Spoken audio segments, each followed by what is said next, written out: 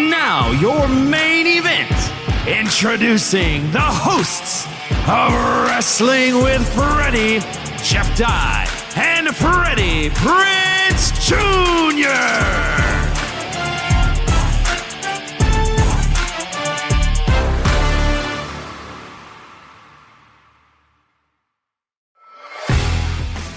Jeff, I have a question for you, man.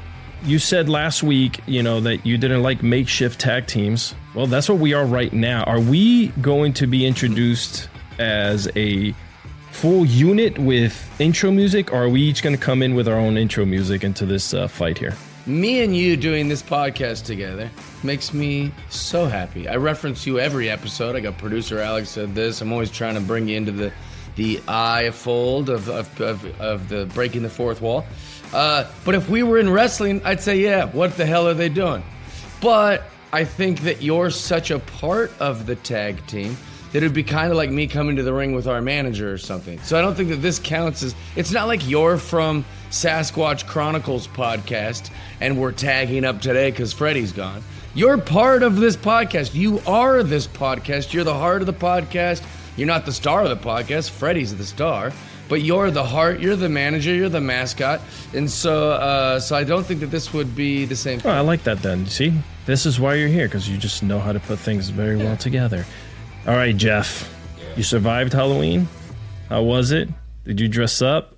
I love What's going on? Tell us all about it. Anyone who knows a lot about me, maybe that listens to my podcast or knows me from other than this podcast, knows I never shut up about October. It's my favorite month. My most eventful things, whether I'm getting in trouble and arrested, was in October, or whether I'm having fun and making core memories is in October. Baseball is at its funnest because we got playoffs and World Series in October. Halloween is always fun. It's a good single guy holiday, it's fun for little kids, it's fun for families, it's fun for single guys. And then you've got NBA is kicking up in October. In the NFL, nobody's team's out, nobody's team's in, so it's still kind of a fun time for fantasy, a fun time for football. So I am a huge October guy. Plus, I just love that season. I love this season. Pumpkin spice lattes, also killer. I went to Hollywood Horror Nights at Universal Studios one night, and then I went to the Dark Harbor, the Queen Mary's Dark Harbor, which is down in Long Beach, California, which is just kind of like Hollywood Horror Nights, but on a boat. It was very, very cool, very exciting. I didn't dress up as anything because all the Halloween festivities that I did didn't require a costume. So I do feel crummy about that because I love dressing up. You have had a long history of dressing up. I've seen you as Carrot Top, The Miz. The first time I met The Miz, I go, I dressed up as you as Halloween on Halloween. And he's like, all right. And then I showed him a pic. He couldn't have cared less. He thought I was the biggest loser in the world. And I was disappointed at his lack of enthusiasm about it, which I think I've been carrying ever since I met him. Because I thought that'd be a really cool, what's up, man? I'm comedian Jeff Dye, and I'm a big wrestling fan. And I even dressed up as you as Halloween. I thought that would be I don't know, I thought we'd be buddies or something, but he didn't care at all. Miz, friend of the show, has been part of the Wrestling with Freddie guest list. If you're listening to this, we're going to have to bring you back and, maybe give Jeff here a little love. I mean, the man went all the way. I mean, you were even holding the title in that photo. You looked exactly like him. I had the whole thing. Yeah, and also I'm like a little kid, it doesn't take much, Miz. Just tussle my hair and go, oh, what a nice costume. And before we get into the show, I do, as we're talking about Halloween here, were you a big trick-or-treater? Did you do the door-to-door thing? I see, is it maybe we see less and less of that, or are we just not living in the right neighborhoods? I didn't do a lot of trick-or-treating. We were broke. The neighbors were just turn the lights off and not have any candy or anything. And then the parents weren't let's drive you to these rich neighborhoods I hear everyone talk about. Halloween for us was always less about the candy and more about the costume. Got it. What are we going to wear to school, or how am I? And we weren't very creative back then. It was always a ghost or a hobo. One time I just wore a Deion Sanders jersey and I just put blood all over myself. It didn't even make sense. And then also it got blood on the Deion Sanders jersey, so now my parents are mad at me, and now I'm always bloody Deion, no matter where I go. So it's kind bloody of Deion. That's going to be something that I'm going to have to incorporate here on the show for you. For me as well, Halloween is probably one of my favorites as well, because it's also the beginning of the holiday season and whatnot. And I grew up loving WCW. So WCW had Halloween Havoc back in the day. So, they had some really great matches. Hogan, Randy Savage, Goldberg, DDP, Sting, Hogan. Like, did you grow up being like, as me, a lover of WCW pay-per-views, or were you not into WCW? Were you more leaning towards WWF? I was super into WCW. I actually, for a while there, liked WCW a lot better because it felt it had all those guys. I guess maybe what Ted Turner and Eric Bischoff and all those guys were trying to do worked on me. Because I was like, Hogan's here. Like, I was maybe young enough that I didn't see them as like old, washed up wrestlers that were just coming over for more money. Right. I saw it as like Bret Hart, Lex Luger, like every time some new person that I had known before. I guess what I'm saying is I was at the intellectual level then that these wrestling fans are now every time the one goes to AEW and they go, oh, but I hated him last week on this show and now I love him on this show. I was doing that when I was a kid, and that made me really love WCW. I love that you mentioned that because it's 100% true. It's what happened. Yeah, it's exactly what's happening right now. So let's move right into all the time. WWE Saturday Night's main event. If we're going to just do the card as we always do here, we're very storyline driven at Wrestling with Freddie, so that's something that we like to continue, even though Freddie's not here. And we'll talk a little bit about what happened during the matches too. Like, there's some good finishes and false finishes that went on. Let's start off with Cody Rhodes defeating Drew McIntyre. Rhodes, I'll tell you what, man, he is putting in the work. He is putting in the work. This match had a ton of false finishes to keep the crowd hyped. We had that one knee spot with Cody where he was teasing his injury. We had referees getting squashed around in the ring. But most importantly, Jeff, we had Cody once again giving us some hints, maybe, not sure, of kind of like his heelish side. Did you notice that when he had McIntyre ready for a DDT, the title was on the ground? And he kind of looked like he was staring at the ref a little bit before he gave him the DDT on the title. Did you suspect that, or was it just, hey, I didn't know the title was there? I didn't even notice it till the entire internet went like wild about it. Like everybody going, oh my gosh, it's a heel. And then like a ton of people were disappointed with it. I have a few thoughts. I don't think Cody's turning heel. I just don't think it's going to happen. I also don't want it to happen. I also love, and I agree with what you said, that like Cody is putting in the work. This is what a star does. This is what a champion does. He's so good. He's so good. He's there all the time. He's a full-time champ. He's doing all the right things. I love everything that the Cody Rhodes chapter is giving us. I really, really, really, really like it, and I'm here for it, and I hope that he's champ forever because it's just that good, in my opinion. That being said, man, Drew McIntyre seems to be pretty buried. I know that's a championship match that he got, but this guy's also a star. He should also be in these, like he should be in every storyline. I don't know if there's a solution to the WWE problem that we have. If you want all the wrestlers, right? Like I'm a big Mortal Kombat guy. I want to be able to select every fighter that's ever been in Mortal Kombat. I want the biggest roster possible. Now, I think with wrestling fans, I think we're the same way. We want all the wrestlers. But the problem is you can't make a belt for every 3 wrestlers, and you can't, or a championship, and you can't make a storyline for every one of those guys being the top storyline when you have just too much talent. I think that's what we're witnessing. You know, they release a guy, everyone loses their mind, and they bring the guy back. Remember Ron Killings? Oh, my God, yeah. Remember R-Truth? Everybody going, where's he go? What happened? You can't do this to him. He comes back. He has this huge moment with Cena, and then it's just gone. It's just not on TV. Same with Drew McIntyre. He just disappeared for 4 months, just out of the main. And he didn't fully disappear, but he wasn't in the main storyline. He just would not be on episodes of things. And so I guess I don't know the solution to the WWE roster problem, but I think we got to get Drew McIntyre. We got to get Damian Priest. We got to get these stars back up and figure out a way to like give them more. That being said, I don't think it's by letting him beat Cody, and I was happy to see the way that match went.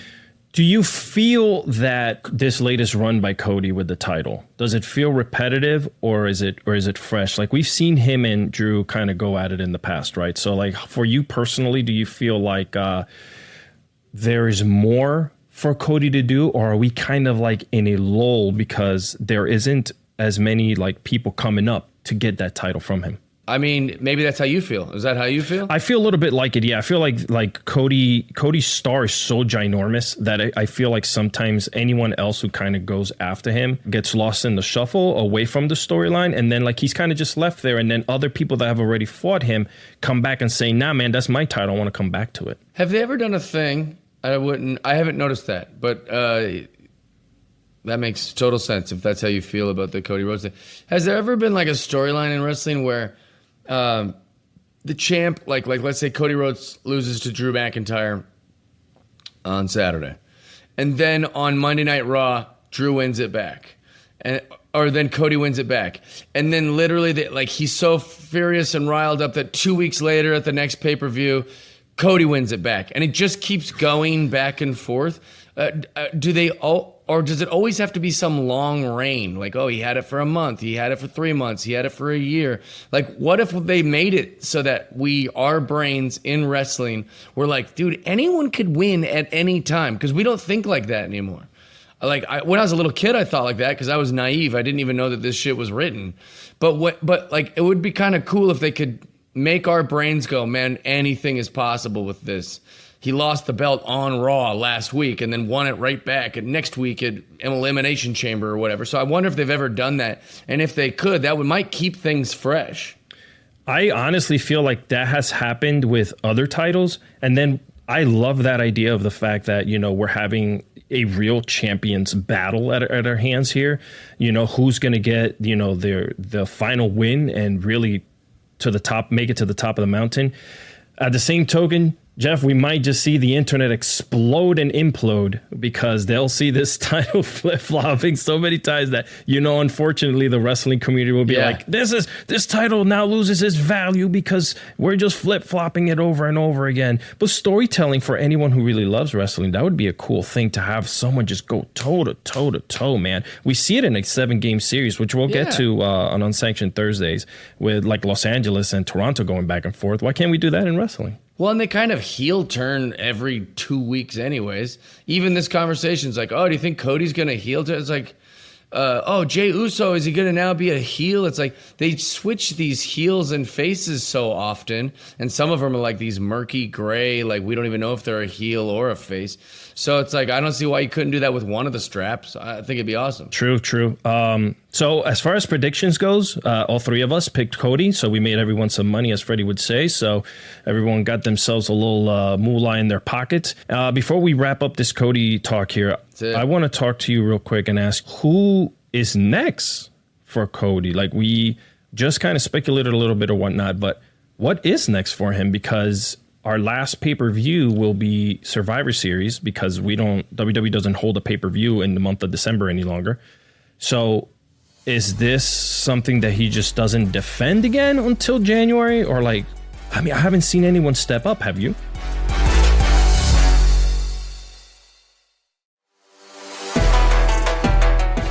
Who would be some candidates? Because I think Jey Uso goes back to being a tag team because that's what he should have been the entire time. I think LA Knight's coming for CM Punk. You were saying earlier, I didn't disagree or agree necessarily, was the Drew McIntyre thing. This story's somewhat been told. Who do you feed to Cody? I'm with you. I'm with you. Do we continue running it back with Drew? Drew's such a heel, though. I love his tactics. I love how he uses Twitter. I love how he makes, he was talking with back and forth with Brandy Rhodes, it's just she's making fun of him and they're going back and forth. I think he has the it factor when it comes to being a great storyteller, but I don't think, like you mentioned, man, I don't think we see Cody lose this belt anytime soon. That's good, though. I'm happy about that. Next up, we had Jade Cargill, and she went up against Tiffany Stratton. Jeff, you have mentioned on this show multiple times as I sat behind the scenes how you felt about Tiffany and her reign. Now, we know she's had some ups on this reign, but it kind of got stagnant for a while. Tell me, how did you feel when you saw this match? And hell, we'll just get right into it. Jade Cargill going over. and becoming your new WWE Women's Champion? I'm here for it. I've been as long as I've known of Jade Cargill's existence in AEW, I was like, this is what I'm always talking about. I'm always saying, why are the men big, giant, strong freaks and the girls are just pretty models? And Jade Cargill's strong. You see Jade Cargill in a match and you believe in your brain that is someone who could beat someone up. You don't just go, she's really pretty. No disrespect, but a lot of these female wrestlers are just really beautiful, modelish looking women. That's fair. That's no disrespect. If anybody loves beautiful, modelish women, it's me. It takes you out of the story sometimes when they're doing like a move or like, I don't really find 5 feet of bliss that intimidating. I think she's cool and interesting and attractive, and can tell a good story and turns out to be one hell of a wrestler. But visually, if I saw her walking down an alley, I'm not afraid of her. And so Jade Cargill has the body, she has the attitude, she's got the whole thing where you're like, I believe this woman could beat all these girls up. I say the same for Rhea Ripley. Now, so to watch her finally kind of come along and earn a lot of wrestling fans' respect, not all the wrestling fans, but a lot of the wrestling fans, she's paid her dues over the last few years.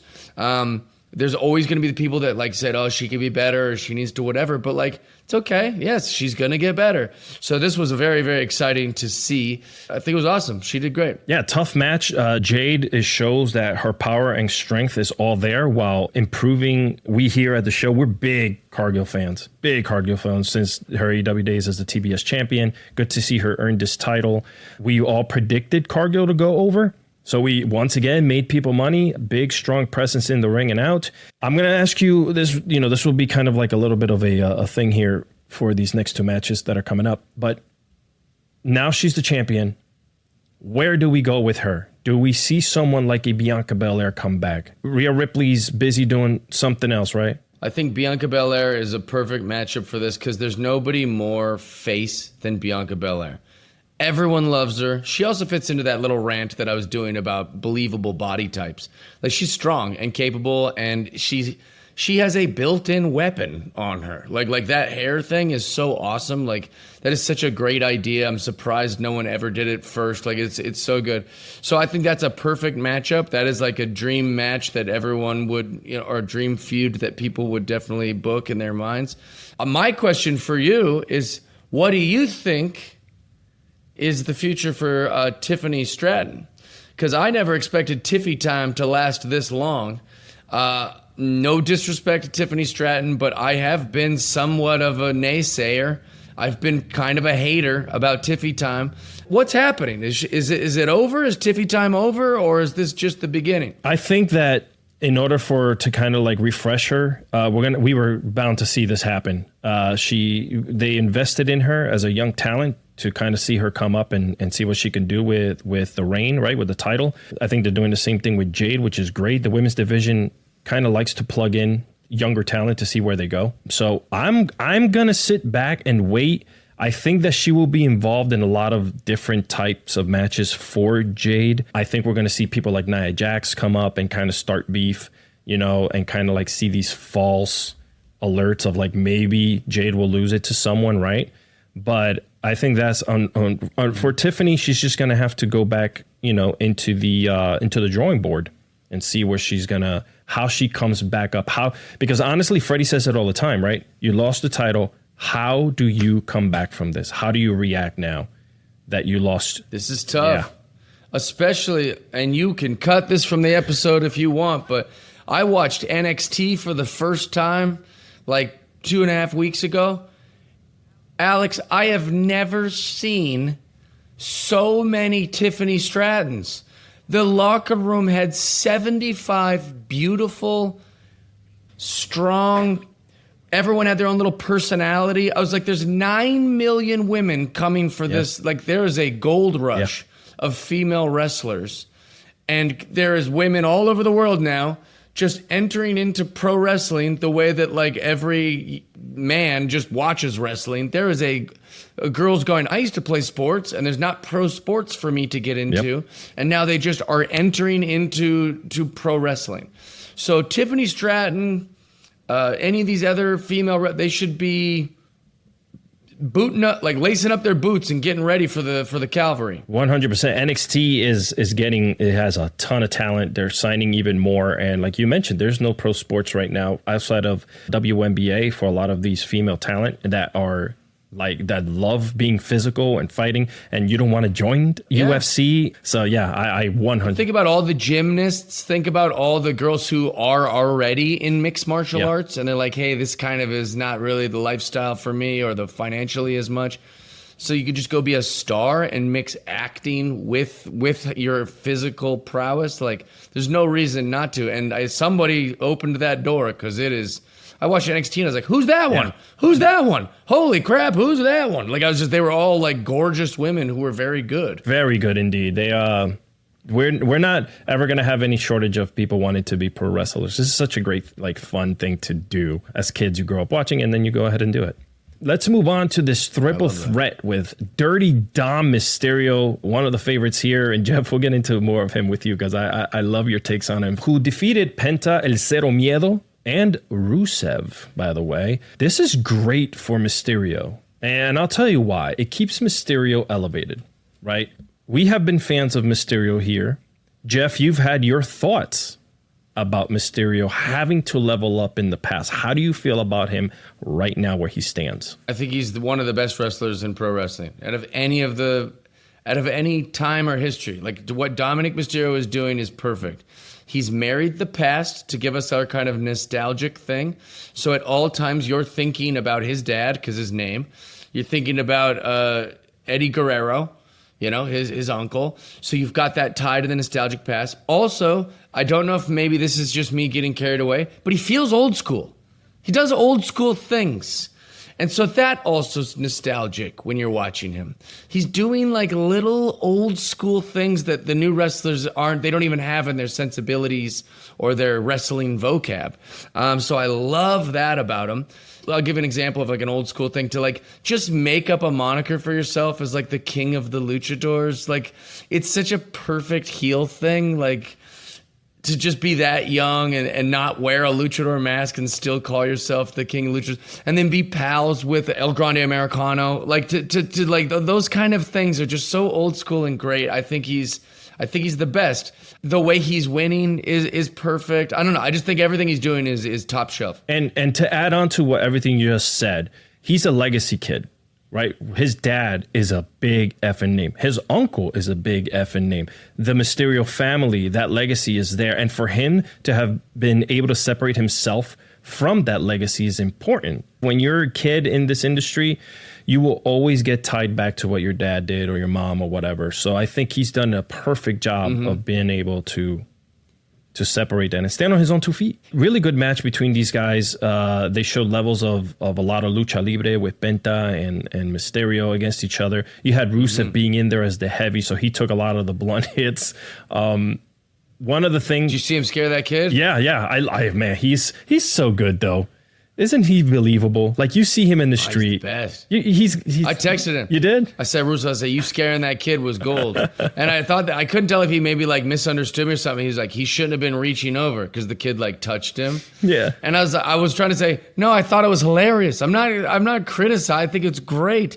That's what you want to be when you go to a wrestling event. That kid will remember that forever, and will all remember because it's on video. But those are very like core childhood memories.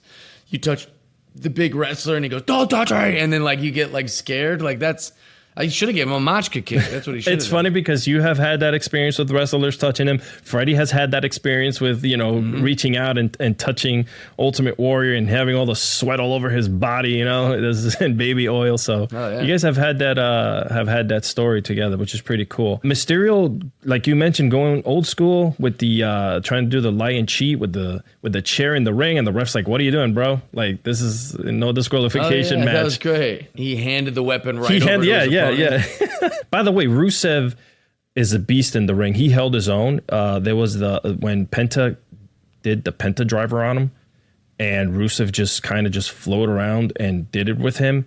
That was like, I was like, man, this dude is nimble on his feet for a big guy. You kind of forget, man, how good he is. We weren't able to pick this one because this match was made after we recorded. But watching the match, And when I saw the card finally being put together, I had predicted, all right, Dom's not going anywhere. Penta right now is I don't think he's going to really get to the level that we want him to until him and Rey Fenix are together.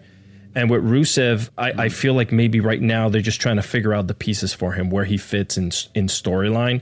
So, but with Dom, I was like, yeah, Dom comes away with this one. How did you feel when you saw it? I would have picked, if we would have been asked this, and if this was a match in time and we'd have been asked this on air, I would have definitely picked Penta.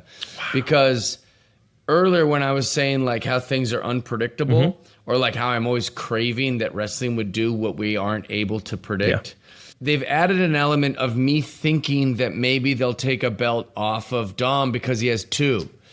So in my mind, I was like, well, maybe because he has the AAA the belt. And so I did think that maybe that could happen. I would have predicted that, but I'd have been wrong.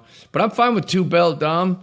And I just want all three of those guys in that match. I'm a little conflicted. I love Rusev, I love Penta, and I love Dom. So I'd have been happy no matter what, but I would have tried to be the what's that called? I would have taken a Hail Mary and picked Penta to win that. And I'd have been wrong and lost you guys money. It's all right. I mean, Penta, he's been one of my favorites since I started watching him in AEW along with Rey Fenix. So I hope, and it's not true that they just don't put him back together as a tag team and he finally gets some, solid gold around his waist on his own. And with Rusev, I kind of felt like I really enjoyed his mirror persona in AEW a little bit more than I do the Rusev persona. So I hope he kind of brings a little bit more, because he had a little bit more character as Miro for some reason. With Rusev, he's the brute, which is cool. Mm-hmm. He's beating you up. But I like to see that other side of him as well, where he's kind of like, able to portray more of who he is. He definitely needs something. And I think the same thing with Penta. They need to do a storyline that really explores and teaches the wrestling audience that mask and the story of being Penta and embracing that demon. If everyone knew that story, that would be such I think it could be a really popular storyline, and it kind of explores into that paranormal realm that we are lacking since Bray has passed, and since we've been lacking since Undertaker has retired and Kane is retired. Let's get more of that stuff, and I think Penta's your guy. I love that, because Penta had that, when he did the Red Cero Miedo character in AEW, where he came out and he was just pissed at the world with the fire and the... There are people in Mexico who believe that he will die wearing that mask. That's crazy. There are people who believe that it is cursed. And that he is a fool for wearing that mask because of the history of it. So teach people that history, give him his comeuppance for being brave enough to embrace the mask. And then if he does end up dying wearing that mask, God forbid or something, the legacy continues. I mean, if he gets some career-ending injury and half of Mexico goes, it's because he's wearing that mask. That's an interesting story. Sure, I love that. And there we go, storytelling.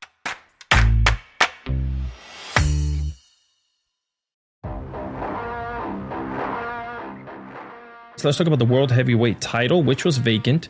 CM Punk going up against someone that you're not very fond of, but, we still give them their love, Jey Uso. There was definitely no yeeting after this match. Yeah. No, people were chanting the opposite. The complete opposite. Now, we have a new winner. New top title era here with CM Punk. It kind of resets the world title picture with, Seth being hurt. Before we get into this, Jeff, who would you like to have in that match outside of Jey Uso? If you had to replace Jey Uso, I felt like in my heart you would have loved for LA Knight to be in there, because he's kind of lost, man. I don't know how much time he has left, but how do you feel? Who did you want it in there? LA Knight. Okay. I'm disgusted that it wasn't LA Knight. LA Knight and CM Punk have this great thing going. It's very believable that they don't seem to, for whatever reason, that flare up. I don't know if it's very good acting, if there's even maybe a sliver of truth in it, whatever it is. It does feel like this young guy who doesn't respect his veteran locker room counterpart, buddy. It definitely it feels like that. It feels like there's tension between these guys that's very believable. Now I want to correct myself and say that it's not that I don't like Jey Uso. It's like my buddy. I love my buddy Randy Valerio with all my heart. He's one of my favorite people. But if he was running for president, I wouldn't vote for him. And that's the same thing. It's like I don't hate Jey Uso. Right. He's just not main event Jey. Yeah. You can't call yourself you're tag team Jey. You were born a tag team. You were born with Jimmy Uso. Like, you guys are a duo. That's how that works. It's how we know you. It's what you are. And he's trying to be something he isn't.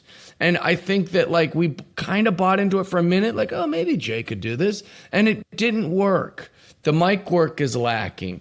The wrestling is lacking. He basically became a shop shtick, you know? Look at my glasses and look at my shirts and look at my thing. It's like, we don't care. No one cares. And he goes, I'm not just an entrance. Well, the last few years, you've been just an entrance.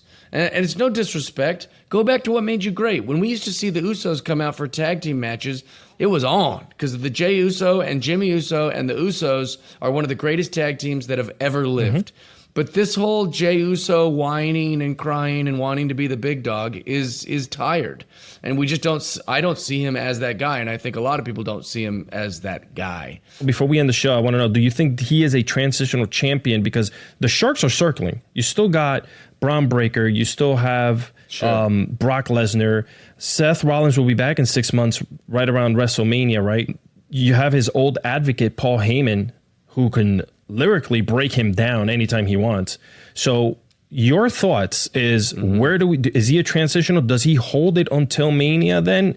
And in between, he just has his little matches where he defends it and whatnot. Your thoughts on that? I think he'll hold it for a long time. I think he is a phenomenal wrestler. He's a phenomenal veteran. He knows what he's doing. He's professional when he chooses to be.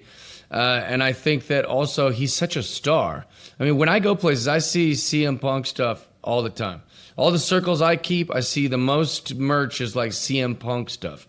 I think that he's good in all those categories. So I think you keep it on him for a long time. I would love to see an LA Knight CM Punk story.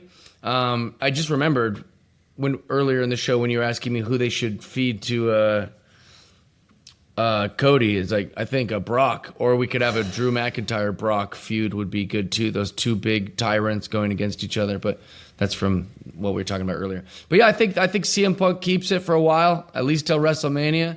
I think it's good. I'm wondering if there'll be an injury or if that he'll have to like give the match. Maybe he'll do some grandiose retirement where he just kind of like what. Mm-hmm. So I don't know how it's going to shake down, but I think if I'm in that front office of WWE, I keep the belt on him for a long time, because I mean, as much as I just criticized him, he is the guy. So yeah, I think that maybe having him do this final lap and this final run as champion, and then kind of just sets off and starts bringing up the newer talent, as he definitely wants to do and help the company accomplish. I think that's a great deal.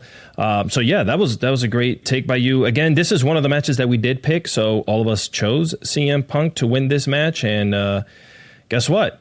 He's champion, and we made you even more money. If you guys always pay attention here at Wrestling with Freddie, Jeff, Freddie, they do some incredible picks. I just throw myself in there as well sometimes, and it's like if I have the booking pencil. Sometimes I pick them all right. Sometimes I just go the opposite way, but I feel like you pick it correctly more than I do. I try, Jeff. I definitely try. And sometimes it's just common sense. Other times it's just like, what was I thinking? But this was our very first show together, Jeff. We're going to be doing this 2 more times, at least until the Thanksgiving weekend. You and Freddie kind of just take the reins again. Freddie's away, like I mentioned before, filming a film, which maybe he'll send us a voice note or something, and we'll insert into the show and see what he's up to. Yeah. That'd be cool. We're very excited about it. Yeah, shout out to him, man. Work is great. Stay tuned, because on our Thursday show on Sanction, we're diving into the highs and the lows of professional wrestling. Right now, it's like in a weird limbo. We want to know what's going on with ticket pricing, and we'll talk about what happened this past Friday on SmackDown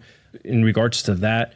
And really quickly, guys, make sure you subscribe right here to the podcast. Make sure you share it. If you're not following us on Instagram, it's Wrestling with Freddie. Make sure you hit that repost button, that love button, send it to all of your friends. We're going to be doing a Ask the Federation episode real soon. We love those towards the end of the year, and we want to hear what you have to say. Jeff, any final thoughts before we get out of here? Just that we're aware that we are not Freddie Prinze Jr., and this isn't really Wrestling with Freddie, but it is wrestling. And it is Jeff Dye and Alex doing our best, and bear with us. Go easy on us in the comments. We're here because otherwise it would just be dark for 3 weeks. So think of it like that. Better than nothing. Also, I've been trying to get Alex on this screen for a long time, so I'm very happy about that. It makes me happy to break bread with Alex. We love all of you guys, and we love Freddie. We're not replacing him, we're just filling in. We'll see you guys on Thursday. We out.